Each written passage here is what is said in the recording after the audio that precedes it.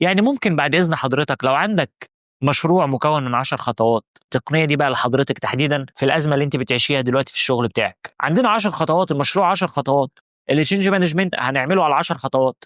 ممكن بعد إذنك يا هاني ما تفكرش إلا في الخطوة رقم 1 بس أنا لسه ما أعرفش الخطوة رقم 5 هنعمل فيها إيه. أنا عايز خطوة رقم 1 بس تعرف أنت هتعمل فيها إيه. خطط للنقصان وليس عدم الكمال. يعني أنا أقصد أقول مش لازم يبقى ال10 خطوات كلهم جاهزين وبلاند واضحة جدا عشان أبدأ أول خطوة. ما أنا أبدأ أول خطوة، ولما أروح أوصل لانتهاء خطوة رقم 1 هتبدأ معالم خطوة رقم 2 إيه؟ توضح. أروح للخطوة رقم 2 هتبدأ معالم خطوة رقم 3 توضح، وهكذا لحد لما أوصل للخطوة رقم 10. طب عند خطوة رقم 5 إحنا عطلنا لسه مش عارفين 6 دي هنعمل فيها إيه؟ أقف لعند 6 وأنت واقف عند 1 حاجة وأنت واقف عند 6 حاجة تانية خالص.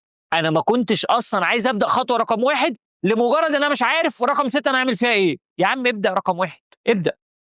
فخطط للنقصان وليس عدم الكمال. ابدأ.